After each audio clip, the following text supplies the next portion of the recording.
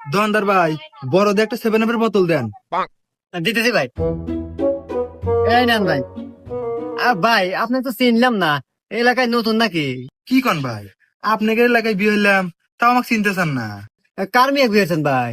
ওই যে কাল্লু মিয়া সোহাগী আছে না, ওই 2 মাস আগে বিয়ে করছি। ঈদের দাওয়াত দিছে তো ভাই, এই জন্য দাওয়াত খেবে নাকি আছি। কাল্লুর মেয়ে সোহাগী, ওরা তো আমার প্রেম আছে না 6 মাস। যে মজা দেওয়া দিছি, আর আমাকে বাদ দিয়ে বিয়ে হলো বাইরের লোকে। ভাই কি কিছু কইলেন?